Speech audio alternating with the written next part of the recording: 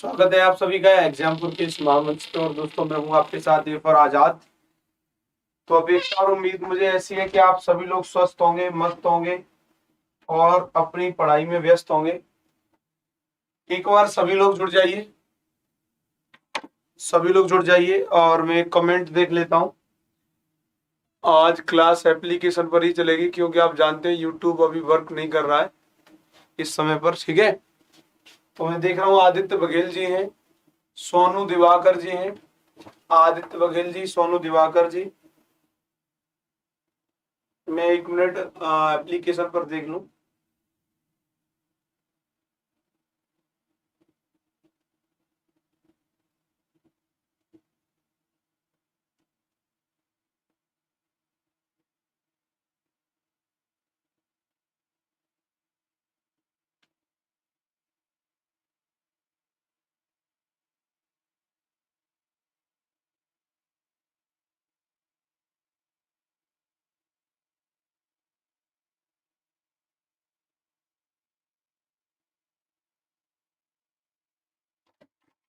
चलिए, अदिति चौरसिया और अंचल सैनी, अनुराधा जी, सागर सिंह जी, अंजलि भट्ट और सागर सिंह जी, आप सभी को गुड मॉर्निंग। अच्छा, एक काम कीजिए आप सभी लोग, आपके संपर्क में जितने लोग हैं जो एप्लीकेशन पे पढ़ते हैं उनको एक बार इन्फॉर्मेशन दे दीजिए। जिससे कि होगा क्या कि यूट्यूब पे तो क्लास चल नहीं रही है, तो वो लोग एप्लीकेशन पर ही देख लेंगे। ठीक है, तो आप मैसेज दे दीजिए उनको अगर आपके संपर्क में है। तो मैं अभी 1 मिनट का समय और लेता हूँ और फिर 1 मिनट में क्लास स्टार्ट हो जाएगी अपने।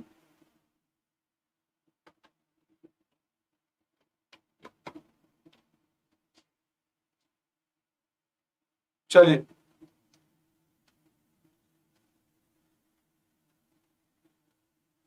ठीक है, एप्लीकेशन पे क्लास हो रही है, ये बता दीजिए सभी को। तो सब बच्चे आ जाएंगे इधर ही एप्लीकेशन पे ही। जिसके संपर्क में जितने लोग हैं एक बार बता दें सभी को कि एप्लीकेशन पर चल रही करंट अफेयर की क्लास है ना। ठीक है भाई।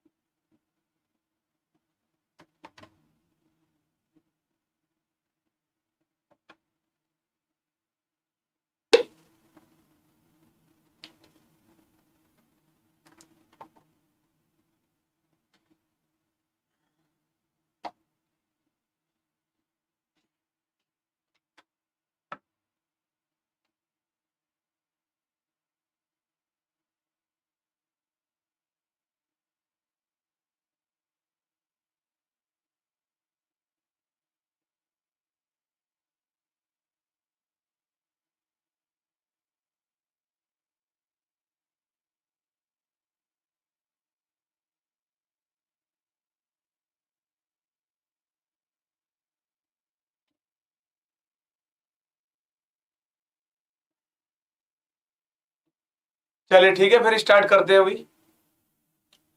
अंजलि शर्मा, सरोज, मनोरमा मिश्रा, आकांक्षा कुशवाहा और साक्षी पांडे। चलिए ठीक है, आप लोग अब मैसेज देते रहिएगा, बाकी लोगों को मैं स्टार्ट करता हूं। तो हमारा जो पहला टॉपिक है आज का, वो टॉपिक है कि गुरु रामदास जी। आप जानते हैं सिख धर्म के बारे में अगर आपने पढ़ा होगा तो गुरु रामदास जी के बारे में आपने जरूर सुना होगा। तो इनका 448वां 448वां प्रकाश पर्व, यानी 448वां प्रकाश पर्व मनाया जा रहा है गुरु रामदास जी का। तो ध्यान दीजिएगा, गुरु नगरी के नाम से फेमस अर्थात अमृतसर को बसाने वाले और स्वर्ण मंदिर का निर्माण करवाने वाले श्री गुरु रामदास जी का आज यानी कल जो निकल के गया है वो 448वां प्रकाश पर्व था, है ना। आज कितने तारीख है? आज 12 है। तो 11 अक्टूबर को था, 11 अक्टूबर को इनका प्रकाश पर्व था। इस मौके पर पूरी गुरु नगरी यानी अमृतसर और स्वर्ण मंदिर को फूलों से सजाया गया। यानी जो स्वर्ण मंदिर है अमृतसर में उसे फूलों से सजाया गया। ये बात आप सभी को ध्यान में रखनी है। और उनके नाम पर एयरपोर्ट को भी सजाया गया है। उनके नाम पर जो बना हुआ एयरपोर्ट है उस एयरपोर्ट को भी सजाया गया अमृतसर में ही। ठीक है, तो मेरी बात को समझ पा रहे हैं आप लोग कि नहीं समझ पा रहे हैं? ठीक है सर, यूट्यूब की क्लास नहीं चल रही है, यूट्यूब में दिक्कत है वंदना जी, है ना। जो लोग एप्लीकेशन पर पढ़ते हैं उन लोगों को आप एक बार मैसेज दे दें तो वो सभी जुड़ जाएंगे। ये बताओ रवि, एक बार ये पूछ लेना रिकॉर्डिंग स्टार्ट कर दी कि नहीं की है ना।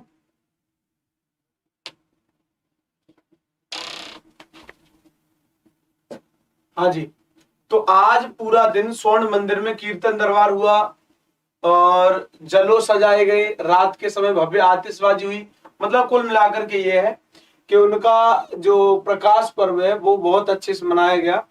और चौथे गुरु श्री रामदास जी, ध्यान दीजिएगा, क्या ध्यान रखना आपको, चौथे गुरु। कभी कभार यूपी पीसीएस ने प्रश्न पूछा है, यूपीएससी तो नहीं पूछता खैर, कि कौन से नंबर के गुरु हैं। थोड़ा ये नंबर वगैरह याद रखना है आपको, नंबर और समकालीन, समकालीन, ठीक है, नंबर और समकालीन, और थोड़ा बहुत याद रह पाए उनके बारे में तो कुछ विशेषताएं उनकी, है ना, कुछ विशेषताएं, ये इतनी चीजें आपको पढ़नी चाहिए गुरुओं के बारे में, जो भी सिख धर्म के गुरु रहे हैं उनके बारे में। विशेषताएं, कुछ विशेषताएं, समकालीन, और नंबर उनका कौन सा रहा है। जैसे आपने पढ़ा होगा कि भाई गुरु तेग बहादुर जो है वो नौवे नंबर के गुरु थे, है ना, या अर्जुन देव 5वें नंबर के थे, 7वें नंबर के थे, ये सब। अमृतसर शहर गुरुजी ने बसाया था।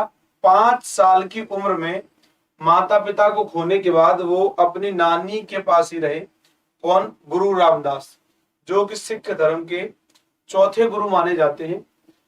तो इनके बारे में समझिए थोड़ा सा। 1564 में अमृतसर का निर्माण शुरू करवाया था इन्होंने ही, जो आप फोटो देख पा रहे होंगे।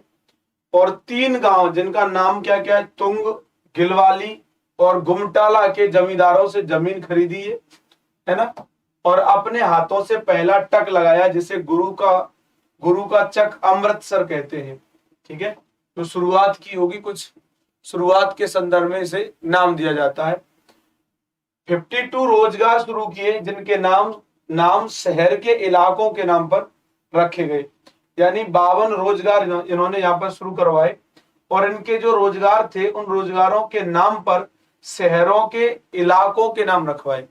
जैसे कोई रोजगार है, उस रोजगार का कोई क्षेत्र होगा निर्धारित, उस क्षेत्र का नाम रोजगार के नाम पर इन्होंने रखवा दिया। ये बात आप सभी को ध्यान में रखनी है। ठीक है, ऋषभ कुमार यूट्यूब पे नहीं चल रही है ये क्लास, यूट्यूब में थोड़ी गड़बड़ी आ गई है, अनुमानतः यूट्यूब सही होने में थोड़ा वक्त लग जाए। तीसरे गुरु अमरदास, तीसरे गुरु का नाम क्या है? अमरदास, और चौथे गुरु का नाम रामदास। तो अमरदास जी ने उन्हें अपने साथ रख लिया। तीसरे गुरु का नाम क्या? अमरदास। तीसरे गुरु अमरदास जी ने उन्हें गोविंदवाल साहिब में बाउली यानी कुएं के निर्माण का कार्य सौंपा, जो 1559 में पूरा हो गया था। यानी जो तीसरे सिख धर्म के गुरु थे जिनका नाम अमरदास है, उन्होंने इन्हें वास्तव में एक जगह जिसका नाम है गोविंदवाल, यहाँ पर इन्हें बावली, जो बावली और कुएं, यहाँ लिखा हुआ ब्रैकेट में जरूर है कुआ, लेकिन कुआ और बावली इन दोनों में अंतर होता है। इन दोनों में क्या अंतर होता है? तो कुएं को आप सीधा सीधा एक साथ में नीचे देखेंगे, है ना, गहराई ज्यादा रहेगी, लेकिन बावली जो है उसके इर्द गिर्द में आप चौड़ाई ज्यादा देखेंगे, और उसमें नीचे उतरने के लिए एक व्यवस्थित तरीका होता है, सीढ़ी नुमा आकार बना होता है। दूसरी बात, बावली जो रहती है वो उतनी गहरी नहीं रहती जितना कि कुआं होता है। ठीक है, तो अगर आपने कुआं और बावली इन दोनों को देखा होगा तो समझ गए होंगे सर।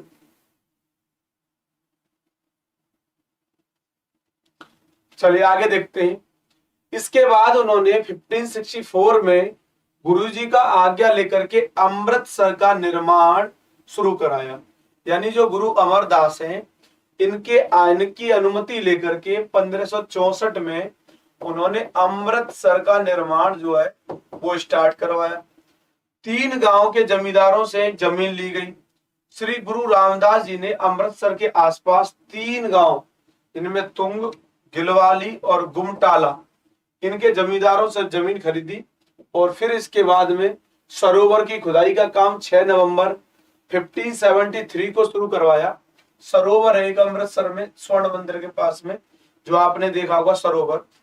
तब बाबा बुड्ढा जी के कहने पर श्री गुरु रामदास जी ने अपने हाथों से पहला टक लगाया। टक लगाने का ऐसा समझ लीजिएगा, आरंभ करना, किसी चीज का उद्घाटन करना, है ना, या हम कह सकते हैं कि पहली ईंट लगाना। इस स्थान का नाम गुरु का चक रखा गया, जिसे आज अमृतसर के नाम से जाना जाता है। ठीक है।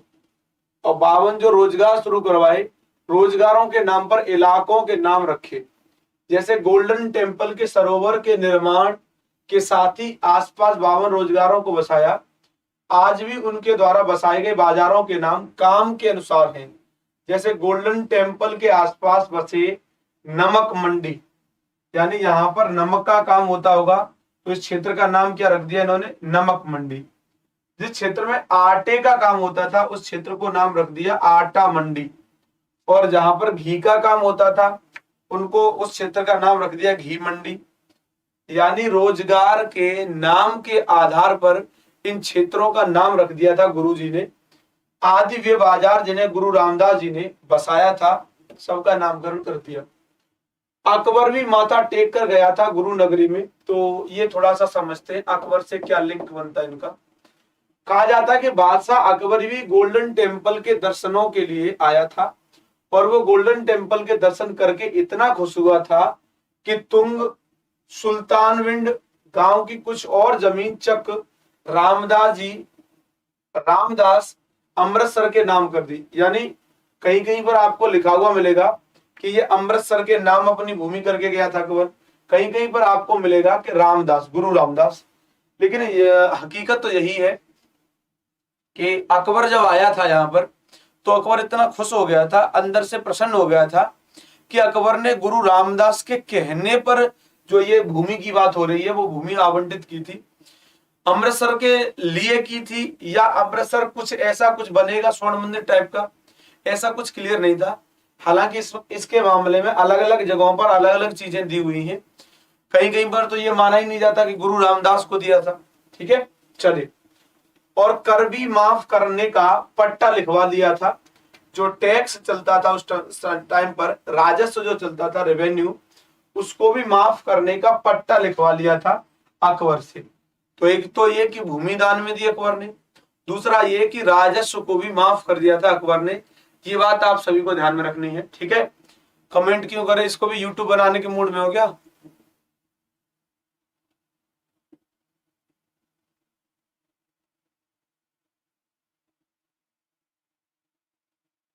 ठीक है, और जो लोग नए जुड़ रहे हैं, इधर लेट हो गए हैं, उनको एक बार समझा दें सभी लोग आपस में एक दूसरे को, क्या चल रहा है क्या नहीं चल रहा है। जो लोग पहले से क्लास देख रहे हैं उनका नैतिक दायित्व बनता है कि वो समझा दें।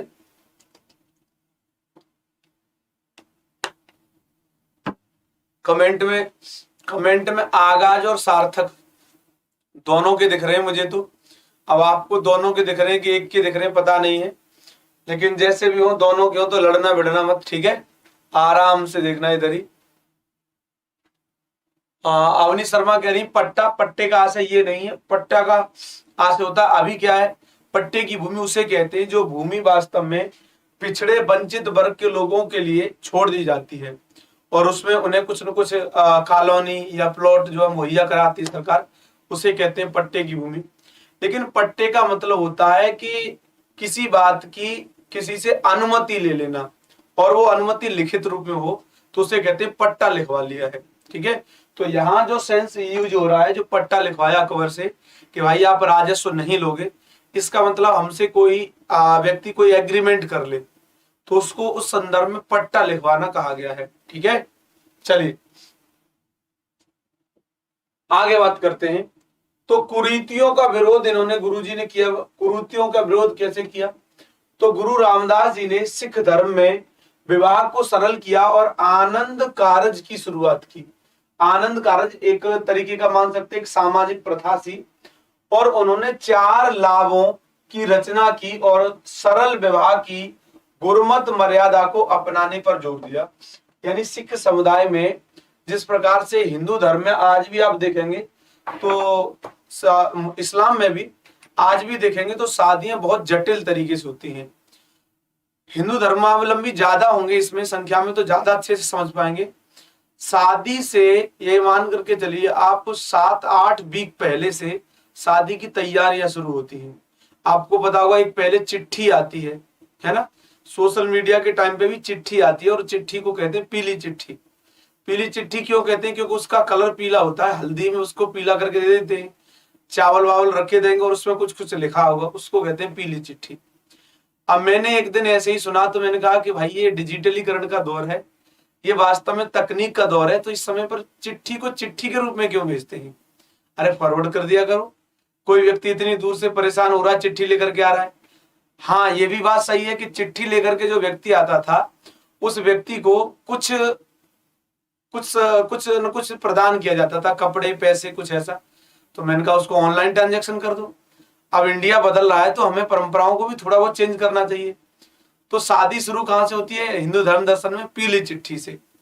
और बाद में शादी खत्म कहां तक होती है? वो शादी के 10वें दिन 11वें दिन जो विदाई होती है वहां तक शादी चलती है। तो समझिए शादी कितनी कॉम्प्लिकेटेड है। वो बात अलग है कि हम इन सबको एंजॉय करते हैं, इस वजह से हमें लगता नहीं कि लंबी ज्यादा है शादी। अदरवाइज शादी बहुत कॉम्प्लेक्स है हिंदू धर्म दर्शन में भी, है ना। शुरू से देखो पीली चिट्ठी से, फिर देखोगे कभी इसका नंबर चल रहा है, कभी उसका चल रहा है, कभी उसका चल रहा है, बहुत ज्यादा मामला है। ठीक है, ऐसे सिख धर्म में भी पहले हुआ करता था, लेकिन सिख धर्म में गुरु रामदास ने इनको शादी को सरलीकृत किया और शादी सरलीकृत करके ऐसी कर दी जैसे हिंदू धर्म के लोग जो लव मैरिज कर लेते हैं ना, बस उन्हें कोर्ट का प्रोसेस फॉलो करना है, बाकी शादी अपने आप हो ही जाती है। तो ठीक है, ऐसा ही उन्होंने किया। और अब सिख धर्म में आप देखेंगे तो शादी जो भी करता है बहुत आसानी से हो जाती है, बहुत जल्दी हो जाती है शादी, है ना। चलिए, तो आप भी कोशिश कीजिएगा घर वालों को समझाने की कि ये पीली वीली चिट्ठी के चक्कर मत पड़ो, हमें डायरेक्ट व्हाट्सएप की चिट्ठी भेज देंगे या चिट्ठी प्राप्त कर लेंगे उधर से। और कितनी चिट्ठियां प्राप्त नहीं कर चुके हैं अब तक, बहुत सारी चिट्ठियां ले चुके हैं। वो बात अलग है कि पीली नहीं आई है, लेकिन सफेद सफेद तो चिट्ठियां कई सारी आ गई हैं। इधर देखिए, उन्होंने गुरु नानक देव जी की लंगर प्रथा को आगे बढ़ाया। यानी जो लंगर की प्रथा है, आपने कभी गुरुद्वारे में जाकर के भोजन किया हो तो उस भोजन को ही लंगर कहते हैं, गुरुद्वारे वाला जो भोजन होता है। तो ये जो भोजन की व्यवस्था है ये गुरु नानक देव जी यानी सिख धर्म के पहले जो अनुयायी गुरु जो थे गुरु नानक जी, उन्होंने लंगर की प्रथा को शुरू किया था। लेकिन लंगर की प्रथा को व्यापकता प्रदान करने का श्रेय गुरु रामदास को ही जाता है। इन्होंने बड़े पैमाने पर लंगर की व्यवस्था को शुरू किया था। और दोस्तों लंगर तो बहुत ज्यादा फेवरेट चीज होती है, मेरी भी फेवरेट है। यहाँ दिल्ली में आप देखेंगे तो एक गुरुद्वारा है जिसका नाम है बंगला साहिब गुरुद्वारा। क्या नाम है? बंगला साहिब गुरुद्वारा। मुझे बीच बीच में मौका मिलता रहता है, तब तब मैं जाता रहता हूँ यहाँ लंगर खाने के लिए। और लंगर खाने ही जाता हूँ, मैं ये नहीं कहूंगा कि मुझे बहुत आस्था है गुरुद्वारे में मैं इसलिए जाता हूँ, ना ना ना, नॉट एट ऑल।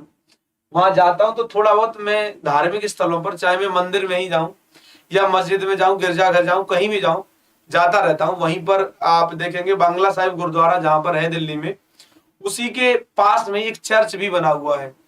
कभी मौका मिले आपको दिल्ली आना हो तो दोनों को देखिएगा एक साथ में, गुरुद्वारा और उसके ठीक आगे चल करके जो टर्न आता है उस पर राइट साइड में एक चर्च बना हुआ है, उस चर्च को देखिएगा।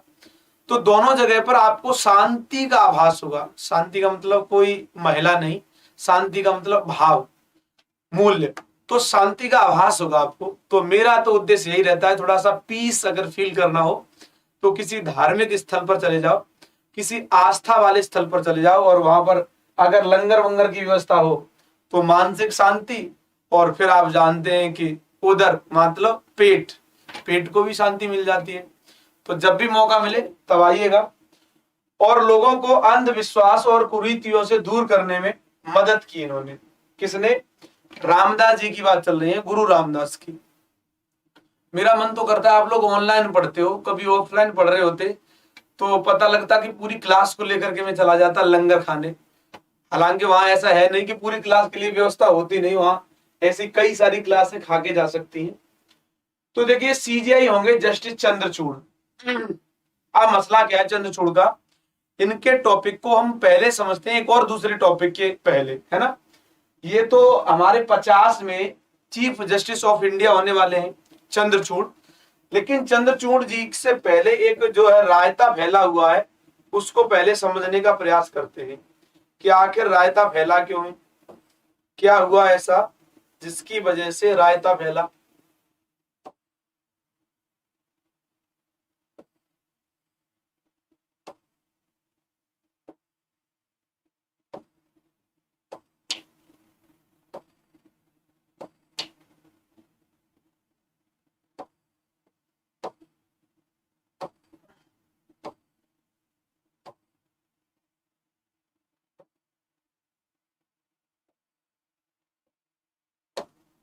जी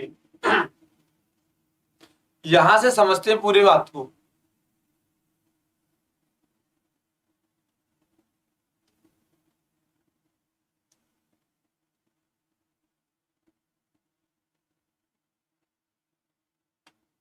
चलिए इधर ध्यान दीजिए। प्रतिभा मौर्य बेटा जी, क्या बोलते हैं, यूट्यूब काम नहीं कर रहा है ना, यूट्यूब जो है गड़बड़ आ गया है थोड़ा।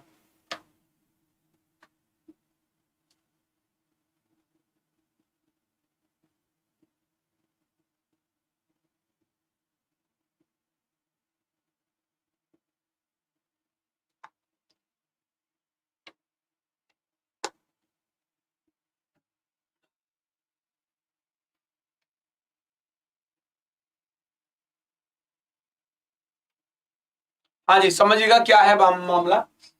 तो सुप्रीम कोर्ट जजों के लिए सीजीआई के सुझाव नामों पर आपत्ति।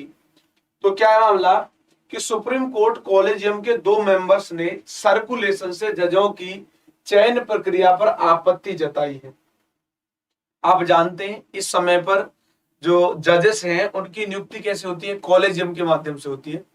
एक प्रणाली जिसका नाम है कॉलेजियम, उस कॉलेजियम के माध्यम से सुप्रीम कोर्ट और हाई कोर्ट, जितने भी देश में उच्च न्यायालय हैं, हाई कोर्ट हैं, उनके जज और सुप्रीम कोर्ट के जजों की नियुक्ति किससे होती है, कॉलेजियम प्रणाली के माध्यम से होती है। आपने बाकी बैकग्राउंड सब पढ़ा होगा, एनजेएसी वगैरह आपने पढ़ा होगा, है ना। तो अभी हम बात कर रहे हैं कि सर्कुलेशन के माध्यम से। तो सर्कुलेशन के माध्यम से कैसे होती है कि ऐसे करके एक क्रम चलता रहता है। कैसे कि ये जूनियर जजेस हैं, ये सीनियर, ये सीनियर, ये और सीनियर, ये और सीनियर, ऐसे करते करते ये जो सबसे ज्यादा सीनियर मोस्ट जज हो जाता है उसको बना देते हैं सीजेआई, ठीक है। और ये अपना कार्यकाल पूरा करके फिर खिसक लेता है इधर। फिर उसके बाद ऐसे क्रम चल रहा आगे, ये खिसका तो ये आ गया इसकी जगह पे, फिर ये आ गया, फिर ये आ गया, फिर ये आ गया। इस तरीके से चलता रहता है कॉलेजियम प्रणाली के माध्यम से, और ये सर्कुलेशन चलता रहता है। लेकिन जरूरी नहीं है कि इस सर्कुलेशन का हमेशा पालन किया गया हो, इसके कई सारे आपको अपवाद मिल जाएंगे। तब इसको क्रमबद्धता को तोड़ा गया है, इसको कहते हैं वरिष्ठता का क्रम। इस वरिष्ठता के क्रम का उल्लंघन किया गया है कई बार, है ना, इंदिरा गांधी शासन में किया गया। बहरहाल तो इस पर 2 लोगों ने, जो कॉलेजियम के 2 मेंबर हैं, उन 2 मेंबरों ने इस पर आपत्ति जताई। उन्होंने कहा कि सर्कुलेशन से जो जजों की चयन प्रक्रिया है यह ठीक नहीं है। इसमें पता नहीं कोई भी गधे घोड़े आते रहते हैं, उन सबको आप सीजीआई बनाते रहते हो। अरे चेक तो कर लिया करो भाई, वो वास्तव में सीजीआई के लायक हैं या नहीं है। न्यायाधीश होना अलग बात है और मुख्य न्यायाधीश होना अलग बात है। तो मुख्य न्यायाधीश अगर आप बनाते हो तो पहले देख लिया करिए कि वो उस लायक है भी नहीं या नहीं है। लोगों ने कहा ठीक है। तो कॉलेजियम के सदस्यों ने इसे लेकर के एक बयान भी जारी कर दिया। जो कॉलेजियम के सदस्य लोग थे उन्होंने इस बात को लेकर के एक बयान जारी किया। सदस्यों का कहना है कि सर्कुलेशन मेथड से जजों की नियुक्ति ठीक नहीं है। इस कारण से 30 सितंबर को हुई बैठक को खारिज करने का फैसला लिया गया। यानी 30 सितंबर को कॉलेजियम की एक बैठक हो चुकी थी, उस बैठक को कहा कि उसको खारिज कर देते हैं, क्योंकि उस बैठक में हमने पुराने मेथड को फॉलो किया है, पुराने मेथड के अकॉर्डिंग चीजें नहीं चलनी चाहिए, ये कहा गया और इस बैठक को खारिज करने की बात कही गई। तो क्या है सर्कुलेशन मेथड, आप जानते हैं, जब सीजीआई कॉलेजियम के सदस्यों की राय लिए बिना सुप्रीम कोर्ट में जजों के नाम का प्रस्ताव रखते हैं यानी जब जो चीफ जस्टिस ऑफ इंडिया होते हैं, कॉलेजियम के सदस्यों की राय लिए बिना कोर्ट सुप्रीम कोर्ट में जजों के नाम का प्रस्ताव रखते हैं कि भाई अब ये लोग हैं, ये आ रहे हैं, प्रपोजल रखते हैं, लेकिन वास्तव में वो सीनियर मोस्ट जजेस होते हैं। ठीक है, सुप्रीम कोर्ट कॉलेजियम में होते हैं 5 सदस्य। जो कॉलेजियम है इसके माध्यम से बाकी जजों के नाम जो है अनाउंस किए जाते हैं। तो उसमें 5 सदस्य होते हैं, ये बात तो आप जानते ही होंगे। तो 5 सदस्य होते हैं जिसमें सीजीआई प्रमुख होते हैं, यानी ये 5 और इनमें एक सीजीआई, 4 अन्य सदस्य। इसके अलावा 4 जो सदस्य होते हैं कॉलेजियम में, ये चारों के चारों मोस्ट सीनियर जज होते हैं। यानी चुनने के लिए एक तंत्र विकसित किया गया है, उस तंत्र का नाम है कॉलेजियम। कॉलेजियम में 5 सदस्य हैं, एक सीजीआई, जो उस समय पर सीजीआई होगा, चीफ जस्टिस ऑफ इंडिया, और उनके अलावा 4 जजेस और होंगे। और ये 4 जज भी वरिष्ठतम जज होंगे, वही चुनने का काम करते हैं। जैसे आप जानते हैं, जैसे आपके घर में कभी कोई शादी विवाह होता है, शादी विवाह जब होता है परंपरागत ढर्रे पर, तो जो एक कोई नया व्यक्ति आपके परिवार से जुड़ने वाला है, उस व्यक्ति को चुनने का काम किसके पास होता है? तो उस व्यक्ति को चुनने का काम परंपरागत तरीके से जो जीजा होते हैं, फूफा टाइप के लोग होते हैं, इनके पास जाता है, क्योंकि ये सीनियर मोस्ट माने जाते हैं, है ना। तो ऐसे ही सीनियर मोस्ट यहाँ पर जो जज होते हैं 4 सर्वोच्च न्यायालय में, उन्हें कॉलेजियम में शामिल किया जाता है। और जो सीजीआई होते हैं वो भी शामिल होते हैं, और ये मिलकर के 5 के 5 सर्वोच्च न्यायालय के जजों की नियुक्ति करवाते हैं या उसमें भूमिका अदा करते हैं। और ठीक ऐसे ही वो एक और काम करते हैं। वो क्या करते हैं कि हाई कोर्ट्स में जहां जहां जगह होती है चुनने के लिए, वो भी काम यही करते हैं। ठीक है,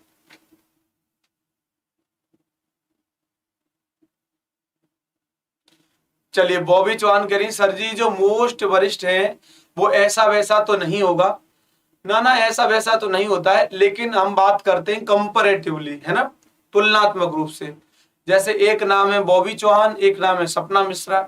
अब इन दोनों में से हमें क्लास का मॉनिटर बनाना हो, ये दोनों ही इंटेलिजेंट है, बॉबी चौहान भी और सपना मिश्रा भी।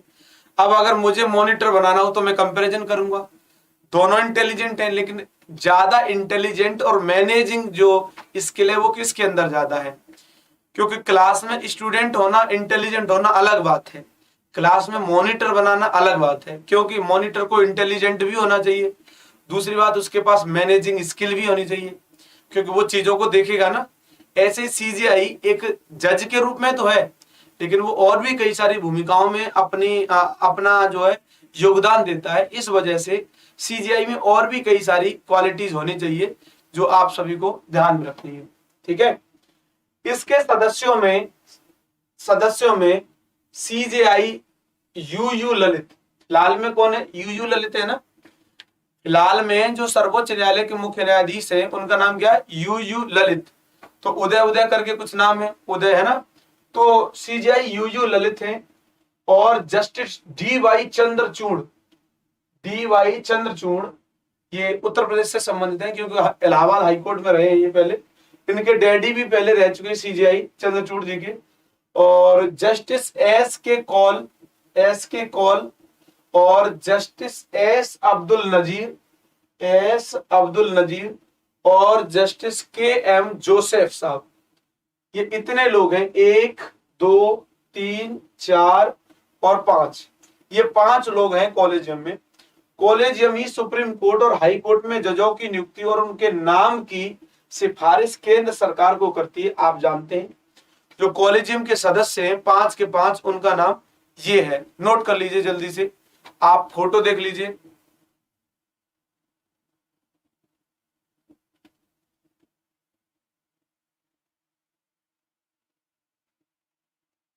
चलिए, तो सुप्रीम कोर्ट कॉलेजियम के सदस्य ये हैं 5 के 5, जस्टिस एस कौल, के एम जोसेफ और सीजीआई यूयू ललित। ये है सीजीआई यूयू ललित अब तक।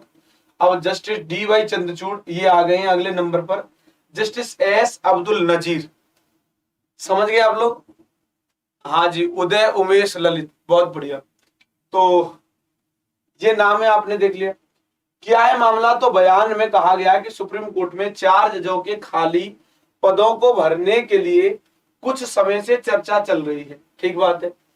और 26 सितंबर 2022 को पहली बार, 26 सितंबर जो निकल करके गया है, उसको पहली बार 11 जजों के नाम को लेकर के बैठक हुई कि भाई 4 जजों की नियुक्ति होनी है और 11 में से चूज करते हैं।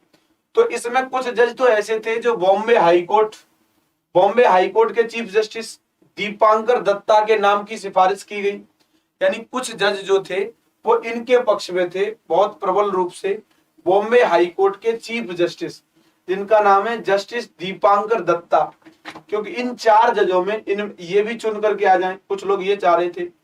और 10 अन्य जजों के नामों का भी यहाँ पर प्रपोजल लाया गया या कॉलेजियम की ओर से विचार किया गया था, लेकिन कुछ सदस्यों ने उम्मीदवारों के ज्यादा फैसलों की मांग की। इसके लिए बैठक को 30 सितंबर के लिए टाल दिया गया।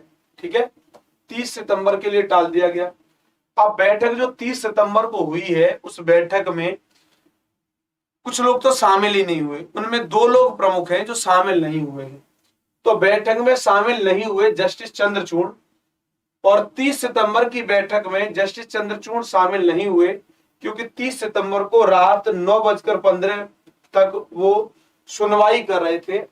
और इसके बाद सीजेआई ने 30 सितंबर को चारों सदस्यों को पत्र लिखकर खुद से चुने हुए पंजाब और हरियाणा हाईकोर्ट के न्यायाधीश रविशंकर झा और पटना हाईकोर्ट के मुख्य न्यायाधीश संजय करोल, मणिपुर हाईकोर्ट के मुख्य न्यायाधीश पीवी संजय कुमार और सीनियर एडवोकेट केवी विश्वनाथन की सुप्रीम कोर्ट में नियुक्ति का प्रस्ताव भेजा और चारों से इस संबंध में उनकी राय मांगी। देखिएगा, बात को समझिएगा पूरी।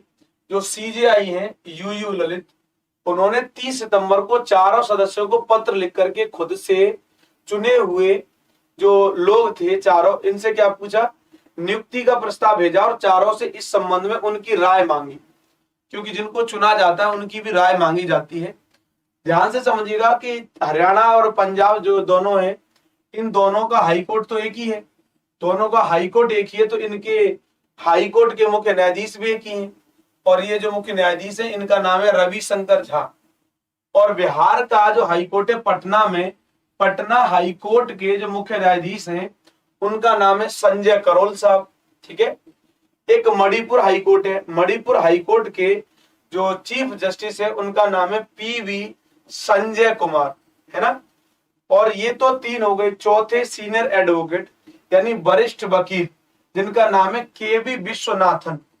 इन 4 के बारे में राय बना ली किसने, सीजेआई साहब ने, यूयू ललित ने, और किसी की राय जो है उसको ज्यादा महत्व नहीं दिया।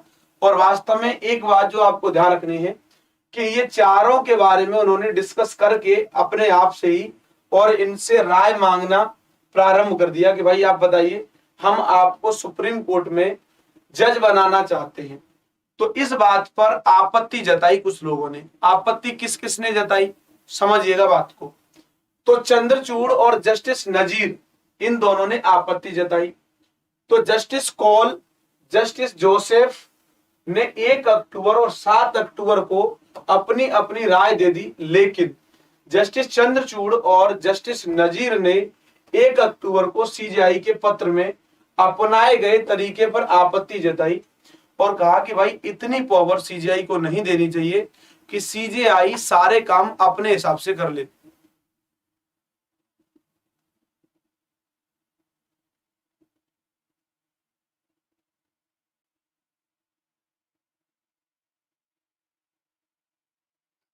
ठीक है, तो समझिए बात को। तो इन्होंने कहा कि भाई ये तरीका सही नहीं है। किस किसने कहा, तो चंद्रचूड़ जी ने और जस्टिस नजीर ने, क्योंकि ये 2 लोग हैं उसमें कॉलेजियम में, और 2 लोग और हैं। 2 लोगों में और कौन है, तो एक तो जोसेफ साहब हैं, कौन, जोसेफ साहब एक, और दूसरे एक और कौन है, तो जस्टिस कौल। तो जस्टिस कौल और जोसेफ, इन्होंने तो वास्तव में अपनी राय दे दी कि ठीक है, आप जो सर्वोच्च न्यायालय के मुख्य न्यायाधीश जो सोच रहे हैं हम उस बात से सहमत हैं, और वो उनसे राय भी ले रहे हैं। जिन जिन हाईकोर्ट के जजेस को वो वास्तव में बनाना चाह रहे हैं उनसे राय भी ले रहे हैं, और उनका जो वास्तव में अंतिम निर्णय है वही अंतिम निर्णय माना जाएगा, हम उससे सहमत हैं। ऐसा इन दोनों ने कह दिया, जोसेफ साहब ने, कोल साहब ने। और जो दो हैं जिनके नाम में आप नजीर का नाम देख रहे हैं पहला, और दूसरा चंद्रचूड़ का नाम देख रहे हैं, इन दोनों ने आपत्ति जताई। हालांकि उन्होंने इसमें किसी भी उम्मीदवार के खिलाफ किसी भी विचार का खुलासा नहीं किया। समझिए अगली बात। इसके बाद सीजीआई ने 2 अक्टूबर को इन जजों को पत्र लिखकर उनसे दूसरे सुझाव मांगे, लेकिन इसका कोई जवाब नहीं दिया गया। बयान में कहा कि 8 अक्टूबर को केंद्र सरकार ने अगले सीजीआई की नियुक्ति की प्रक्रिया शुरू कर दी है। इसके लिए सीजीआई ललित को उनके उत्तराधिकारी का नाम बताने के लिए पत्र लिखा गया कि आपके उत्तराधिकारी कौन है, आप अब नाम बताइए। ये किसने पूछा? तो ये वास्तव में सरकार पूछती है ना। कौन पूछता है? सरकार पूछती है कि अब आपका अगला उत्तराधिकारी कौन होगा। तो सीजीआई ललित को उनके उत्तराधिकारी का नाम बताने के लिए पत्र लिखा गया, और वास्तव में केंद्र सरकार ने पत्र लिखकर पूछा कि अगला कौन होगा, क्योंकि 8 नवंबर 2022 को ललित रिटायर्ड होंगे। 8 नवंबर को जो अगला महीना आ रहा है, 8 जो तारीख आ रही है, उसको सीजीआई जो है यूयू ललित ये रिटायर्ड हो जाएंगे। और ये है यूयू ललित जिनको आप देख पा रहे होंगे। इसलिए 8 नवंबर को खत्म हो जाएगा ललित का कार्यकाल, और ये अप्रैल 2004 में बने थे सुप्रीम कोर्ट में सीनियर एडवोकेट के रूप में, है ना। ये जो आप देख पा रहे हैं। इनके बाद में अब जो चुनने वाले हैं वो चंद्रचूड़ साहब हैं। वो अगला टॉपिक रहेगा, उसको हम डिस्कस करेंगे अच्छे से। पहले समझिएगा, कॉलेजियम के सदस्यों का मानना है कि ऐसी स्थिति में आगे कोई कदम उठाने की जरूरत नहीं है। परंपरा के अनुसार एक बार जब सीजीआई अपने उत्तराधिकारी का नाम लेते हैं तो वह कॉलेजियम के लिए सिफारिश नहीं कर पाते हैं। नहीं कर पाते हैं? कॉलेजियम के लिए सिफारिश नहीं कर पाते हैं। कॉलेजियम ने जजों के फैसलों की जांच के लिए प्रक्रिया शुरू की। देखिए मूल बात कहां से बिगड़ रही है, थोड़ा आपको अस्पष्टता लग रही होगी, क्योंकि जो आर्टिकल है उस आर्टिकल ने भी बात को क्लियर नहीं किया है। मैंने जो समझा है वो मैं आपको समझाना चाहता हूं। क्या है कि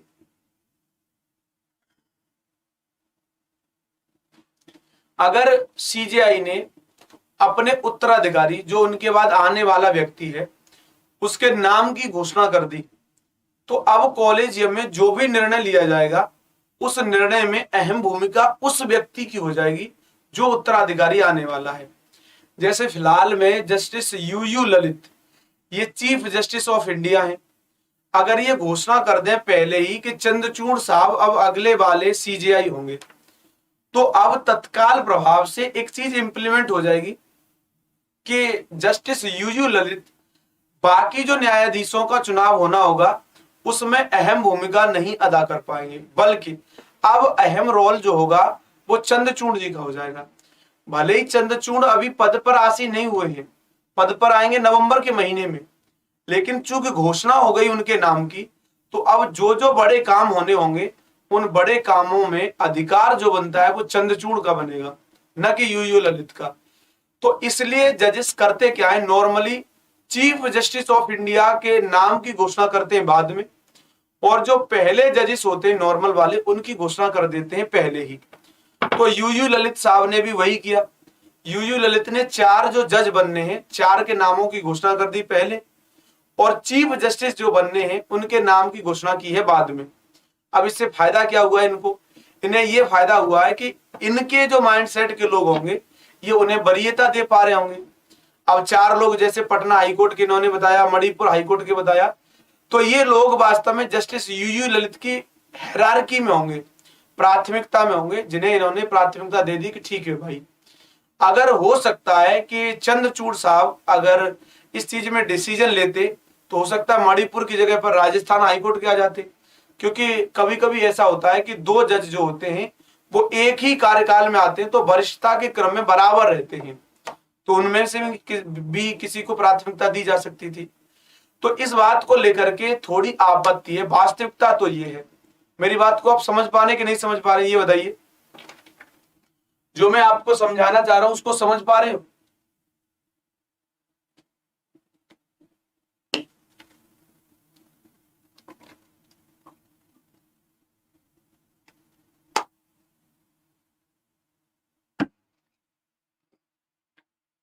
हाँ कृष्णा रघुवंशी जी, वो कार्यकाल फिक्स है ना, कार्यकाल फिक्स है। हाँ इसलिए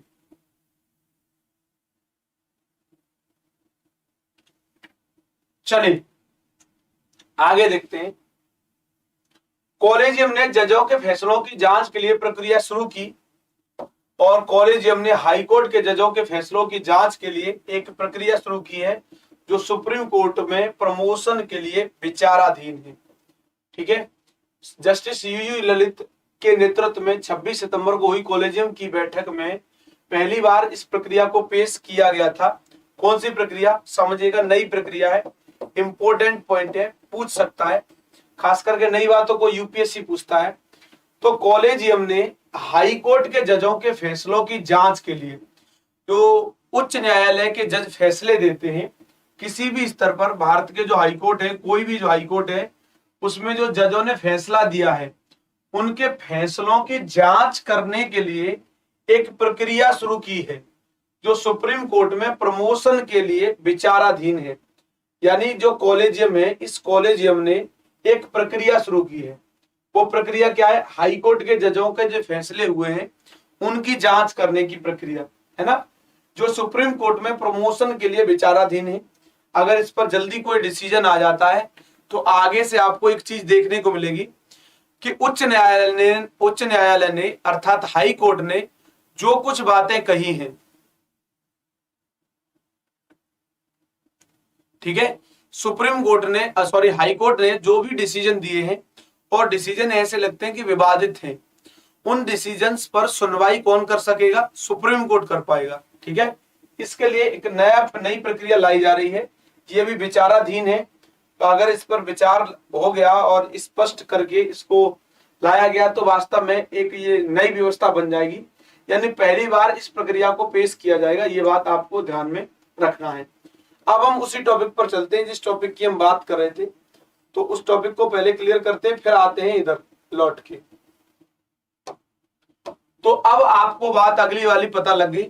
अब ये अगला टॉपिक है, सीजेआई कौन होंगे? चंद्रचूड़ साहब होंगे, यानी सीजेआई होंगे जस्टिस चंद्रचूड़। ये फोटो आप देख पा रहे होंगे, जस्टिस चंद्रचूड़ हैं ये। आगे जस्टिस डी वाई चंद्रचूड़ देश के 50वें सीजेआई होंगे। कौन से? 50 में। और यूयू ललित जो थे वो कौन से वाले थे? तो वो 49वें थे, 49वें। ठीक है, सीजेआई यूयू ललित ने कानून मंत्री किरण रिजिजू को उनके नाम की सिफारिश की है। वास्तव में केंद्र सरकार को सिफारिश करनी होती है सीजेआई को अपने उत्तराधिकारी के बारे में, तो केंद्र सरकार की ओर से वो व्यक्ति ज्यादा महत्वपूर्ण होता है जो कानून वगैरह की चीजों को देखता है, अर्थात कानून मंत्री। तो कानून मंत्री इस समय पर किरण रिजिजू है ना, कानून मंत्री किरण रिजिजू, जो आप जानते हैं नॉर्थ ईस्ट से आते हैं, असम के क्षेत्र से। तो कानून मंत्री किरण रिजिजू को उनके नाम की सिफारिश की है। किसके नाम की? चंद्रचूड़ साहब के नाम की। सीजेआई ललित 8 नवंबर को रिटायर्ड हो जाएंगे और जस्टिस चंद्रचूड़ 9 नवंबर को सीजेआई के रूप में शपथ लेंगे, है ना। ये इंपॉर्टेंट बात है जो आपको ध्यान में रखनी है। सीजेआई ललित ने मंगलवार सुबह सुप्रीम कोर्ट के जजों की उपस्थिति में पर्सनली जस्टिस चंद्रचूड़ को अपने पत्र की एक कॉपी सौंपी थी, जिसमें वो वास्तव में एक अपने उत्तराधिकारी के बारे में बता रहे थे। अब जो डीवाई चंद्रचूड़ हैं, इन डीवाई चंद्रचूड़ के पिताजी थे जिनका नाम था वाई वी चंद्रचूड़। आपने नाम सुना होगा, वाई वी चंद्रचूड़। ये दोनों, वाई वी चंद्रचूड़ और डी वाई चंद्रचूड़, ये दोनों ही उत्तर प्रदेश का जो हाई कोर्ट है इलाहाबाद का, तो उत्तर प्रदेश के हाई कोर्ट में प्रयागराज में जो अवस्थित है प्रयागराज, ये दोनों ही पिता भी और पुत्र भी, दोनों भी ही यहाँ पर कौन रहे हैं? जज रहे हैं। और दोनों ही पहले तो सामान्य जज रहे हैं, फिर उसके बाद में मुख्य न्यायाधीश भी बने हैं उत्तर प्रदेश के हाई कोर्ट के। और फिर उसके बाद उत्तर प्रदेश के हाई कोर्ट के बाद सर्वोच्च न्यायालय में इनकी नियुक्ति हुई दोनों की। तो सर्वोच्च न्यायालय में अर्थात सुप्रीम कोर्ट में भी ये जज रहे हैं। सुप्रीम कोर्ट में जज रहने के बाद ये सुप्रीम कोर्ट में मुख्य जज भी रहे हैं, अर्थात सीजेआई भी रहे हैं। तो अब तो ये 50वें जज बनने वाले हैं। इनसे पहले इनके डैडी जो हैं वो भी सीजेआई रहे हैं, वो कौन से नंबर के रहे हैं ये पूछा जा सकता है। तो वो 16वें नंबर के थे। जो पिताजी बने थे इनके वाई बी चंद्रचूड़, जिनका पूरा नाम है यशवंत विष्णु चंद्रचूड़, ये 16वें नंबर के सीजीआई थे। ठीक है, तो जस्टिस चंद्रचूड़ के पिता यशवंत विष्णु चंद्रचूड़ देश के 16वें सीजीआई थे। उनका कार्यकाल जो है वो 22 फरवरी 1978 से 11 जुलाई और 1985, यानी इतने से इतने के बीच में उनके पिताजी का कार्यकाल रहा था, जो आपको सबको ध्यान में रखना है। ठीक है, तक कार्यकाल यानी करीब 7 साल तक उनका टेन्योर रहा। अब आपके जहन में चल रहा होगा 7 वर्ष तक कैसे रह गया, तो 7 वर्ष तक रहने का आशय ये है कि वो सामान्य जज और उसके बाद में मुख्य न्यायाधीश, उस समय के बाद फिर इसमें कार्यकाल में संशोधन भी हुआ है। फिर उसके बाद में अब आप जानते हैं क्या है मामला। पिता के रिटायर्ड होने के 37 वर्ष के बाद उसी पद पर अब पुत्र जो है वो बैठेंगे, जिनका नाम आप देख रहे हैं चंद्रचूड़ जी। पिता के 2 बड़े फैसलों को सुप्रीम कोर्ट में इन्होंने पलट भी दिया है। 2 ऐसे फैसले जो पिताजी ने किए थे, उन फैसलों को पुत्र ने पलट भी दिया है। वो बेबाक फैसलों के लिए चर्चित हैं। जो अभी मुख्य न्यायाधीश बनने वाले हैं, ये बेबाक फैसलों के लिए चर्चित हैं। जस्टिस डी वाई चंद्रचूड़ का कार्यकाल 9 नवंबर से 2022 से शुरू होगा और 10 नवंबर 2024 तक, यानी लगभग 2 वर्ष तक उनका कार्यकाल रहने वाला है, 50वें मुख्य न्यायाधीश के रूप में, है ना। इनका 2 वर्ष का कार्यकाल रहने वाला है, ये बात आप सभी को याद रखनी है। ठीक है, चलिए, कानून मंत्री किरण रिजिजू ने 7 अक्टूबर को सीजीआई ललित को चिट्ठी लिखकर उनसे उनके उत्तराधिकारी का नाम बताने की अपील की थी। परंपरा है कि मौजूदा सीजीआई अपने उत्तराधिकारी के नाम की सिफारिश तभी करते हैं जब उन्हें कानून मंत्रालय से ऐसा करने का आग्रह किया जाता है। कहीं कहीं पर आपको कानून मंत्रालय की जगह पर केंद्र सरकार मिल जाएगा। क्या मिल जाएगा? केंद्र सरकार। तो घबराना नहीं है, केंद्र सरकार को ही क्लिक कर देना है, टच कर देना है, मतलब ऑप्शन के रूप में मान लेना है। अगली बात जो आपको ध्यान रखनी है कि अगर केंद्र सरकार और कानून मंत्रालय दोनों दिए हुए हैं तो कानून मंत्रालय को चुनना है, क्योंकि केंद्र सरकार के जो विभिन्न मंत्रालय हैं, उन मंत्रालयों में कानून मंत्रालय भी एक मंत्रालय है जो इसकी विशेष रूप से सिफारिश करवाता है, पूछता है ना। तो केंद्र सरकार और कानून मंत्रालय, ये डिफरेंस थोड़ा ध्यान रखिएगा। अगली बात, कानून मंत्री किरण रिजिजू ने 7 अक्टूबर को सीजीआई ललित को चिट्ठी लिख करके पूछा और ये बात आपके सामने क्लियर हो गई। अब जस्टिस चंद्रचूड़ के 5 बड़े फैसलों के बारे में सुनते हैं, समझते हैं। ये 5 बड़े फैसले जो हैं आपको पता होगा। तो देखिए, नोएडा ट्विन टावर गिराने का फैसला जो अभी लिया गया था, उस फैसले में डीवाई चंद्रचूड़ शरीक थे, जो फैसला लिया गया था। एक एडल्टरी लॉ पर फैसला आया था, आपको शायद याद होगा। एडल्टरी लॉ पर आया था कि यदि कोई महिला ऐसी है जो विवाहितर संबंध स्थापित करती है, अर्थात एक महिला और एक पुरुष दोनों एक अपने वैवाहिक जीवन में है, लेकिन महिला जो है एडल्टरी कर देती है, मतलब महिला अपना फिजिकल रिलेशन बना लेती है किसी दूसरे पुरुष से, तो इस केस में महिला दोषी नहीं मानी जाएगी। और जिस पुरुष से रिलेशन बनाती है महिला और उस पुरुष की भी शादी हो गई है पहले से, तो वो पुरुष दोषी माना जा सकता है, लेकिन दोषी तब माना जाएगा जब जो दूसरा पुरुष है जिसके साथ महिला ने फिजिकल रिलेशन बनाया है, उसकी पत्नी अगर केस करती है। अगर उसकी पत्नी केस करती है तो उसके हस्बैंड पर केस हो जाएगा, लेकिन इस महिला पर केस नहीं होगा। ये एडल्टरी का मामला था, बहुत ज्यादा विवाद में भी रहा था उस समय पर जब आया था, लेकिन इसके पीछे लॉजिक है बहुत बेहतरीन, ऐसा इसलिए मान लिया फिर लोगों ने। तो ये एडल्टरी का मामला जो था, इसमें भी शामिल थे डीवाई चंद्रचूड़।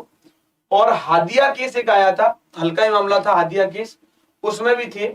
और निजता का मामला जो आया था, मौलिक अधिकार है या नहीं है, तो ये आपको पता है आर्टिकल 21 को लेकर के कितना ज्यादा चर्चा में रहा था ये मामला। ठीक है, तो इसमें भी ये थे।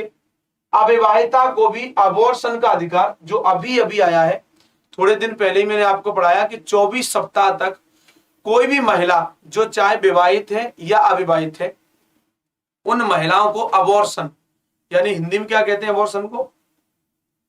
गर्भपात। गर्भपात करवाने का अधिकार है और उन्हें ऐसा करने से न तो कोई फोर्स करके रोकेगा और ना ही फोर्स करके उनको कोई कहेगा कि आप करवा लीजिए।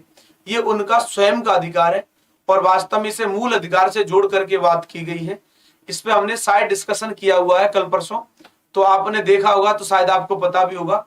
तो जो 5 बड़े फैसले हैं, इन 5 बड़े फैसलों में ये शामिल रहे हैं डीवाई चंद्रचूड़।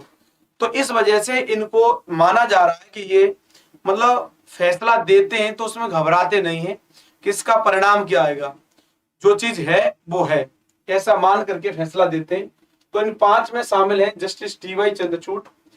अब जस्टिस डीवाई चंद्रचूड़ ने पिता के 2 फैसले जो पलटे हैं उनके बारे में बात कर लेते हैं। तो जस्टिस जो वाई चंद्रचूड़ हैं, उन्होंने 1718 में पिता के दिए गए, सॉरी जो डीवाई चंद्रचूड़ हैं उन्होंने 1718 में अपने पिता यानी वाई चंद्रचूड़ के 2 फैसले जिनमें एडल्टरी लॉ और शिवकांत शुक्ला वर्सेस एडीएम जबलपुर फैसले को पलट दिया। एडीएम जबलपुर वर्सेस शिवकांत शुक्ला, ये केस आपने पढ़ा होगा, जजेस केस के नाम से पढ़ा होगा। यानी आपने पॉलिटी की पढ़ाई करते समय फर्स्ट जजेस केस, सेकंड जजेस केस, थर्ड जजेस केस, सेकंड जजेस केस तक आपने पढ़ा होगा। थर्ड जजेस केस शायद आपने नहीं पढ़ा हो या पढ़ा हो, एक केस को खास है उसको नाम दिया जाता है। तो ये जो केस आया था जिसका नाम क्या है, एडीएम जबलपुर वर्सेस शिवकांत शुक्ला, इसमें हुआ क्या था कि 3-4 जजेस थे, वो जो उत्तरी भारत के रहने वाले थे, उनकी बिना इच्छा जाने हुए उन्हें दक्षिण भारत में क्या कर दिया था, ट्रांसफर कर दिया था। इस बात को लेकर के एक उनके दोस्त रहते थे दिल्ली में ही जिनका नाम था शिवकांत शुक्ला। तो उनके बिहाफ पर उनके मित्र जो कि एडवोकेट थे, वकील थे शिवकांत शुक्ला, वो सुप्रीम कोर्ट चले गए, सर्वोच्च न्यायालय चले गए और उस मामले में वास्तव में गुहार लगाई कि अगर कोई व्यक्ति उत्तरी भारत का है, उसे दक्षिणी भारत में अगर न्यायाधीश आप चुन रहे हो तो कम से कम उनकी राय तो पूछ लिया करिए कि आप वो सहज हैं कि नहीं है। अगर सहज नहीं है तो और भी विकल्प बन सकते हैं। तो ये जो मामला आया था इसको नाम दिया जाता है एडीएम जबलपुर वर्सेस शिवकांत शुक्ला। ठीक है, ये केस आपने पढ़ा है कि नहीं पढ़ा है?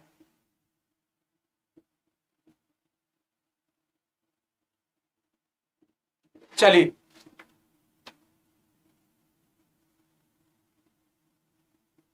कृष्णा रघुवंशी कह रहे सर जी अगर महिला का पति केस करे तो नहीं होगा कुछ भी, महिला के पति का केस स्वीकार नहीं होगा एडल्टरी वाले मामले में। ठीक है, चलिए, तो ये जो 2 मामले थे बड़े बड़े, जिनमें एक तो एडल्टरी का था। एडल्टरी लॉ में जब इनके पिताजी थे तो पिताजी ने कहा था कि नहीं नहीं, एडल्टरी में पुरुष जो है वो दोषी नहीं है।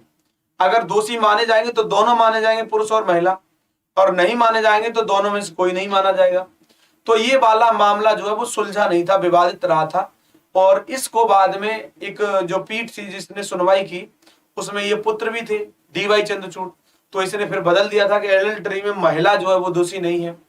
ठीक है, ऐसे ही जो दूसरा केस है शिवकांत शुक्ला वर्सेस एडीएम जबलपुर, इस फैसले को पलटा और साल 1985 में तत्कालीन chief justice Y B Chandrachud की बेंच ने सौमित्र विष्णु मामले में आईपीसी की धारा 497 को बरकरार रखा था। और उस वक्त बेंच ने अपने फैसले में लिखा था कि सामान्य तौर पर यह स्वीकार किया गया है कि संबंध बनाने के लिए फुसलाने वाला आदमी ही न कि महिला, उस समय पर यह कहा था, दोषी होते हैं। और 2018 में इस फैसले को पलटते हुए डीवाई चंद्रचूड़ की बेंच ने कहा था कि एडल्टरी लॉ पितृसत्ता का संहिताबद्ध नियम है।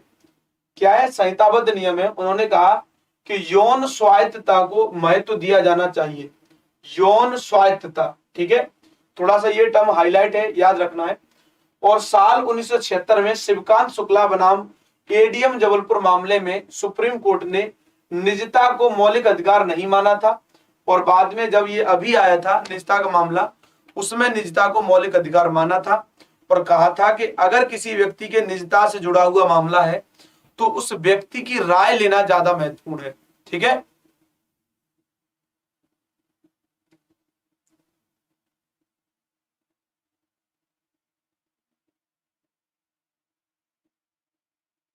हाँ जी नजमा जी, वही एडल्टरी का मामला।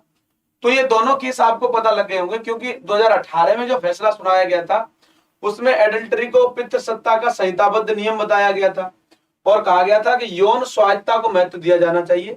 अगर महिला को लगता है किसी पुरुष के साथ उसे कुछ फिजिकल रिलेशन बनाना चाहिए तो ठीक बात है, बना लिया। पुरुष को लगता है तो पुरुष ने भी बना लिया। लेकिन अगर गलत मानोगे तो दोनों को गलत मानिए, सही मान रहे हो तो दोनों को सही मानिए। लेकिन बाद में जब इस केस को पलटा गया तो इसमें पुरुष को तो गलत माना गया है, महिला को गलत नहीं माना गया है। ठीक है।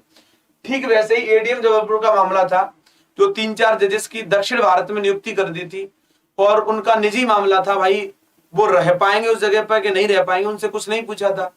अर्थात प्राइवेसी का जो मैटर निकल करके आया था, वहां कह दिया गया था कि निजता जो है वो मौलिक अधिकार नहीं है, यानी फंडामेंटल राइट नहीं है। लेकिन फिर अभी जो फैसला आया था उसमें कहा गया कि नहीं, जो निजता है ये वास्तव में फंडामेंटल राइट के अंतर्गत आती है। तो ये 2 केस ऐसे हुए हैं जिन दोनों केसेस को पिताजी ने कुछ कहा था, बेटा जो है उन्होंने कुछ और कर दिया है, मतलब एकदम विरोधी जो है डिसीजन दिया है। अब विरोधी डिसीजन दिया है तो इसके बेस पर आप ये नहीं कह सकते हैं कि पिता जो है वो रूढ़िवादी थे, पुत्र जो है वो ज्यादा प्रगतिशील है, ऐसा नहीं कह सकते।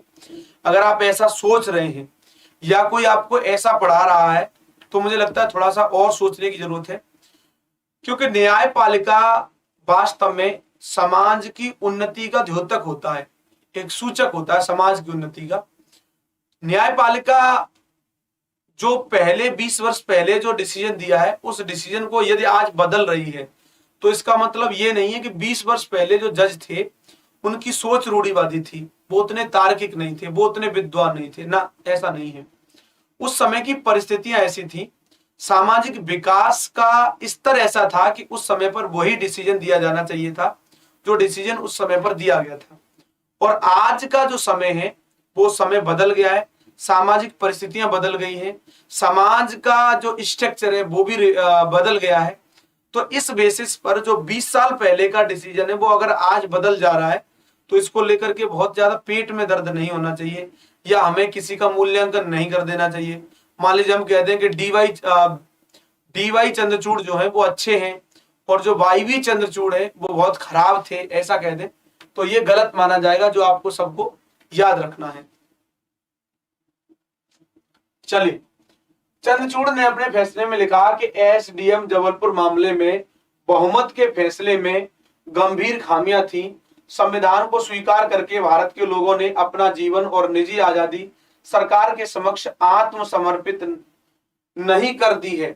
यानी जो संविधान को स्वीकार किया है लोगों ने, जो आपने देखा कि 26 नवंबर एत द्वारा हम अपने ऊपर क्या करते हैं, आत्मार्पित, अंगीकृत, अधिनियमित करते हैं। ये अगर लोगों ने कह दिया है, क्योंकि लोगों का मतलब क्या है, वहां पर लोगों का मतलब जो संविधान सभा में प्रतिनिधि थे वही थे, क्योंकि आम जनता का प्रतिनिधित्व कौन कर रहा था, रिप्रेजेंटेशन कौन कर रहा था, तो वही कर रहे थे। तो संविधान को स्वीकार करके भारत के लोगों ने अपना जीवन और निजी आजादी सरकार के समक्ष आत्मसमर्पित नहीं कर दी है। ये बात कही गई जो बहुत बड़ी बात थी अपने आप में, कि हमने संविधान को स्वीकार किया है, हमने अपने ऊपर इसे इम्पोज किया है ना, हमने इसको स्वीकार किया है, वास्तव में हमने इसे एक कानून का रूप दिया है। लेकिन ऐसा करने का मतलब ये बिल्कुल भी नहीं है कि हमने अपना जीवन और निजी आजादी जो है वो सरकार के हाथ में दे दी कि जो आपको मन करे वो कर लेना, ऐसा नहीं किया है। बल्कि अभी भी व्यक्ति के पास अपने प्राण एवं दैहिक स्वतंत्रता का अधिकार है, और इतना ही नहीं बल्कि गरिमापूर्ण जीवन जीने का अधिकार है, और गरिमापूर्ण जीवन जीने में निजता का अधिकार शामिल है। मेरा कोई निजी मामला है, उसमें आप उंगली क्यों कर रहे हो? नहीं, आपको अधिकार नहीं है।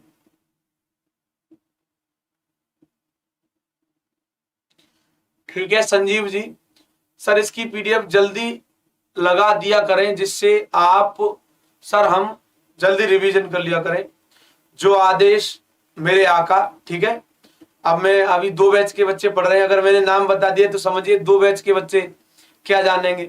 अच्छा, आपके साथ के जो पढ़ रहे हैं लोग वही बता देंगे। संजीव का नाम क्या है, संजीव का उपनाम क्या है बैच में, बता दीजिए भाई। चलिए, आगे इलाहाबाद हाईकोर्ट के चीफ जस्टिस रह चुके जस्टिस चंद्रचूड़ और जस्टिस डीवाई चंद्रचूड़ 13 मई 2016 को सुप्रीम कोर्ट के जज का पदभार संभाला था उन्होंने, और सुप्रीम कोर्ट में आने से पहले इलाहाबाद हाईकोर्ट के चीफ जस्टिस भी रह चुके हैं, दोनों ही रह चुके हैं। बॉम्बे हाईकोर्ट में भी वे बतौर जज काम कर चुके हैं। जस्टिस डीवाई चंद्रचूड़ दुनिया के कई बड़े विश्वविद्यालयों में लेक्चर भी दे चुके हैं, है ना, कानून विषय पर। बतौर जज नियुक्त होने से पहले वो देश के एडिशनल सॉलिसिटर जनरल रह चुके हैं, अतिरिक्त, है ना, एडिशनल सॉलिसिटर जनरल एक पद होता है जिसको आप जानते हैं अटॉर्नी जनरल, एक पद होता है जिसे आप जानते हैं सॉलिसिटर जनरल। सॉलिसिटर जनरल वास्तव में एक सहायक की भूमिका में होता है, और सॉलिसिटर जनरल की सहायता करने के लिए एक अतिरिक्त सॉलिसिटर जनरल की नियुक्ति की जाती है ना, अतिरिक्त। तो एडिशनल सॉलिसिटर जनरल के रूप में भी ये कार्य कर चुके हैं। अब अगले वाले मामले की बात करें तो सबरीमाला, भीमा कोरेगाम, समलैंगिकता, आधार और अयोध्या केस में जज रह चुके हैं। यानी इतने मामले जो आए हैं इन सब में क्या रह चुके हैं, ये जज रह चुके हैं। सबरीमाला का केस, भीमा कोरेगाम आया था अर्बन नक्सलाइट से रिलेटेड जो था, आप जानते होंगे।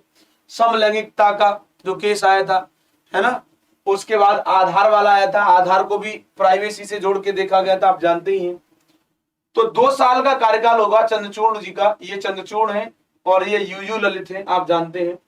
तो जस्टिस डीवाई चंद्रचूड़ और सीजे यूयू ललित की ये तस्वीर 6 सितंबर की है। दोनों जज दिल्ली में नेशनल लीगल सर्विस अथॉरिटी के नए ऑफिस के उद्घाटन में पहुंचे थे, वहीं का फोटो है ये, है ना। तो वैसे क्लास तो चल रही है कहां पर, एप्लीकेशन पर, लेकिन फिर भी अगर आपको लगता है कि आप सर्वोदय बैच से जुड़ना चाहते हैं या आपका कोई संबंधी है जो सर्वोदय बैच से जुड़ना चाहता है, तो आप उन्हें इस बैच के बारे में जरूर बताइएगा। अभी फिलहाल में डिस्काउंट चल रहा है। जो बैच आप देखेंगे 20,000 रुपए का है। कितने का है? 20,000 का। उस बैच पर अभी फिलहाल में जो डिस्काउंट चल रहा है वो है IAS कोड 75। इसके द्वारा 75% डिस्काउंट चल रहा है, और ये डिस्काउंट जब अप्लाई हो जाता है तो ये मात्र 5,000 रुपए का आपको मिल जाएगा। यानी आपको इसमें 75% की छूट मिल जाएगी, डिस्काउंट मिल जाएगा, ठीक है। ये ऑफर 12 अक्टूबर को रात को 12 बजे तक उपलब्ध है, ठीक है। चलिए, और इसे परचेस करने के लिए आपको इस तरीके से स्टेप्स को फॉलो करना है, आप समझ ही रहे होंगे। जस्टिस चंद्रचूड़ के 3 चर्चित बयान जो थोड़ा सा आपको समझना चाहिए, सितंबर 2022 का, फरवरी 2020 का और अगस्त 2018 का। तो अगस्त 2018 में जो हमारे मुख्य न्यायाधीश बन जाएंगे नवंबर के महीने से, तो उन्होंने कहा कि अलग विचार लोकतंत्र के प्रेशर कुकर में सेफ्टी वॉल्व की तरह है। शब्दों को ध्यान दीजिएगा, अगर रट सको इन्हें तो रट लीजिएगा। इनके स्टेटमेंट है ये, रट सको तो रट लीजिएगा। कहीं भी जब आप मुख्य परीक्षा में उत्तर लिख रहे होंगे उस जगह पे आप लिखेंगे कि भारत के मुख्य न्यायाधीश डीवाई चंद्रचूड़ का मानना ऐसा था, तो आपकी बात का वजन बढ़ जाएगा, ठीक है। इसलिए जो तीनों जगह पर स्टेटमेंट दिए हैं उनको रट सको तो रट लेना। अलग विचार लोकतंत्र के प्रेशर कुकर में सेफ्टी वॉल्व की तरह है। इसे पुलिस की कड़ी ताकत से बांधा नहीं जा सकता है, नहीं तो ब्लास्ट हो जाएगा। भीमा कोरेगाम हिंसा मामले में सुनवाई के दौरान ये उन्होंने स्टेटमेंट दिया था। समझिएगा, थोड़ा किसी कानून के जानकार व्यक्ति ने स्टेटमेंट बोला है तो मजाक तो होगा नहीं, बहुत गहरी बात छुपी होगी। तो जैसे मैं आपको समझाना चाहूं, अलग विचार यानी आपका विचार अलग है, मेरा विचार अलग है। अलग विचार जो है वो लोकतंत्र के प्रेशर कुकर में सेफ्टी वॉल्व की तरह है। जैसे आपका विचार मेरा विचार अलग अलग है अगर, तो लोकतंत्र में वास्तव में ये जो प्रेशर कुकर होता है उसमें सेफ्टी वॉल्व की तरह होता है। सेफ्टी वॉल्व जो प्रेशर कुकर होता है उसमें क्या करता है कि जितनी गंदगी होती है उसको निकाल देता है, जितनी गंदगी इकट्ठी होती है। अच्छा, खाना बनाना नहीं जानते होंगे आप लोग, तो शायद आपको प्रेशर कुकर का आइडिया नहीं होगा। खाना तो बनाना मैं भी नहीं जानता हूं, लेकिन थ्योरी जानता हूं उसकी। क्या है कि जो प्रेशर कुकर होता है, प्रेशर कुकर में जितनी गंदगी होती है जिसकी जरूरत नहीं होती है और वो निकलना होता है बाहर, निकालना होता है बाहर, तो प्रेशर कुकर की सीटी उठ जाती है और उतनी ही हवा पानी बाहर निकाल देती है, वो आप जानते हैं। तो ऐसे ही हमारे लोकतंत्र में अगर हम अलग अलग जो मत हैं उन्हें स्थान नहीं देंगे तो वास्तव में ये लोकतंत्र फट जाएगा, इस लोकतंत्र में विस्फोट हो जाएगा। इसलिए जब जब समय मिले तब तब जो लोग विरोधी मत रखते हैं, जो लोग हमसे भिन्न मत रखते हैं, उन लोगों को मौका देना चाहिए बोलने का। इससे होता क्या है कि किसी ने हमारे सामने कोई राय प्रस्तुत की या अपना मत प्रस्तुत किया, हमें अच्छा लगा तो स्वीकार कर लिया, अगर अच्छा नहीं लगा, खराब लगा, तो लॉजिक के साथ हमने उसको खारिज कर दिया, तर्क के साथ हमने उसको खारिज कर दिया। तो होगा क्या कि चीजें मैनेज बनी रहेंगी, अर्थात जितनी खराब चीज थी सीटी उठ गई कुकर की, निकल गई बाहर, और वो जैसा था वो वैसा मैनेज हो गया और खाना अच्छे से बन करके तैयार हो गया। ठीक ये वाली अवधारणा पर इन्होंने ये स्टेटमेंट बोला था और ये बात बोली थी जब अर्बन नक्सलाइट की बात चल रही थी, भीमा कोरेगांव, तो ये स्टेटमेंट उन्होंने तब बोला था। मुझे अंदर से पता नहीं क्यों ऐसा लगता है कि ये सरकार समर्थक नहीं है, क्योंकि भीमा कोरेगांव जब ये बात आई थी अर्बन नक्सलाइट की, तो अर्बन नक्सलाइट के लिए सरकार बहुत ज्यादा जोर दे रही थी कि भाई कुछ लोग ऐसे हैं जो शहरों में रह करके अपने लोगों को स्लीपर सेल टाइप के तैयार करते हैं और वो वास्तव में उन लोगों के माध्यम से गैर कानूनी गतिविधियों को संचालित करते हैं। तो इस नाम पर कई लोगों को गिरफ्तार किया गया था। उन लोगों के मामले को सुनते हुए इन्होंने ये स्टेटमेंट बोला है 2018 में। अब फरवरी 2020 में क्या बोला इन्होंने बोला कि असहमति पर अंकुश के लिए सरकारी मशीनरी को लगाना डर की भावना पैदा करता है। असहमति पर अंकुश के लिए सरकारी मशीनरी को लगाना डर की भावना पैदा करता है। असहमति को राष्ट्र विरोधी कहना लोकतंत्र पर हमला है। गुजरात में भाषण दे रहे थे ये, उस समय पर ये इन्होंने स्टेटमेंट बोला है, जो आपको ध्यान रखना है। ये भी बहुत ज्यादा रैशनल लगता है, तार्किक ज्यादा लगता है कि असहमति पर अंकुश के लिए सरकारी मशीनरी को लगाना डर की भावना पैदा करना है। ये कहना क्या चाह रहे हैं इसमें समझिएगा। ये कहना ये चाह रहे हैं कि अगर आपसे कोई असहमत है तो असहमति के लिए आप उस पर आंख निकाल देंगे या उसके साथ हिंसा कर देंगे, तो असहमति को दबा करके आप कुछ कर नहीं पाएंगे। ये कहना सीधे तौर पर सरकार को समझाना ये चाह रहे थे कि अगर आपकी कोई आलोचना करता है तो आप अपने आलोचक को ये कह करके कि इसने राष्ट्रद्रोह किया है या ये राजद्रोही है, ऐसा कह करके उसके ऊपर पुलिस बल का प्रयोग करते हो और उस असहमति को, उस आलोचना करने वाले व्यक्ति को दबा देते हो, तो वास्तव में ये गलत तरीका है। ये कहना इस बात को चाह रहे हैं, सरकार को सीधे रूप से समझाना ये चाह रहे हैं कि सरकारी जो मशीनरी है, अर्थात सरकार के पास जितने उपकरण हैं, जिनमें पुलिस भी एक उपकरण है, तो आप इनका अगर गलत यूज कर रहे हो, असहमति को दबाने के लिए प्रयोग अगर आप कर रहे हो, तो इससे समाज में डर की भावना पैदा होगी। लोग सच को सच कहने से पहले डर जाएंगे, कहीं भी ना कहीं पता लगे हमको ठांस दें आकर के, है ना, ऐसा माहौल क्रिएट होता है। तो उस सेंस में इन्होंने गुजरात में भाषण देते हुए ये बात कही थी। सितंबर 2022 में भी उन्होंने यही बात कही एक और, कि हम नहीं चाहते कि सुप्रीम कोर्ट तारीख पे तारीख वाली अदालत बने वकील के बहस के लिए समय मांगने पर। यानी वो एक बात कह रहे हैं कि हम नहीं चाहते हैं कि सुप्रीम कोर्ट तारीख पे तारीख वाली अदालत बने, अर्थात वो कहना ये चाह रहे हैं कि जो सर्वोच्च न्यायालय एक बात के लिए कुख्यात है कि यहाँ पर केस पेंडिंग बहुत रहते हैं, न्याय तो होता है लेकिन देरी से न्याय होता है, और न्याय में देरी वास्तव में न्याय नहीं होता है। न्याय में अगर देरी हो गई, एक व्यक्ति आरोपी है, उस व्यक्ति पर आरोप है और वो सलाखों के पीछे है, और उस व्यक्ति के मामले को सुनते सुनते हमें 2-3 वर्ष का समय लग गया, और जब उसके मामले की सुनवाई हुई और सुनवाई के बाद लगा कि अरे इस व्यक्ति का तो कोई दोष ही नहीं है, ये तो निर्दोष है, या उसका दोष इतना है कि उसे 6 महीने की सजा दी जानी चाहिए। अब मुझे ये बताइए 3 वर्ष तक उसको रखा गया सलाखों के पीछे, वो क्या था फिर? 6 महीने की सजा की बात हुई है, 3 वर्ष तक वो रह रहा था, फिर उसके साथ जस्टिस हुआ? जवाब होगा नहीं हुआ, उसके साथ तो अन्याय हो गया।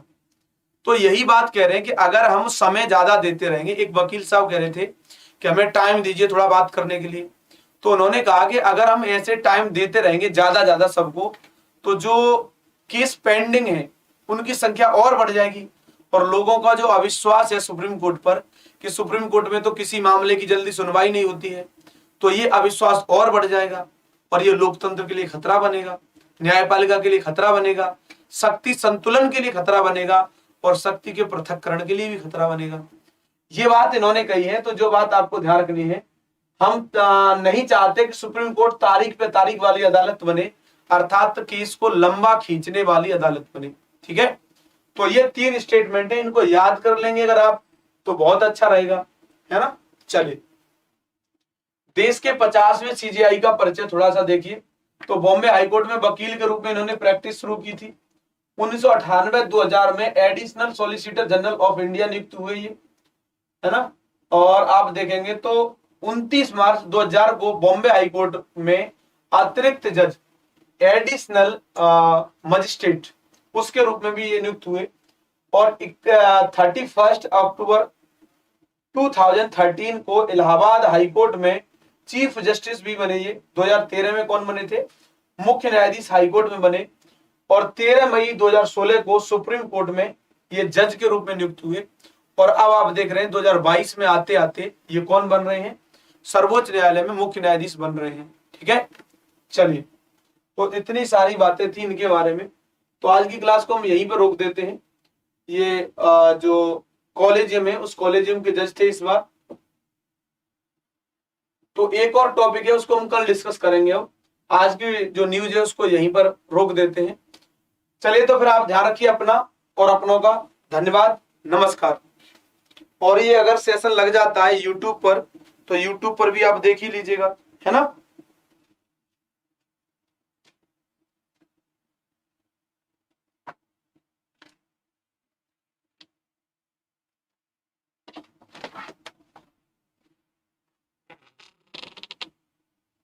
हाँ,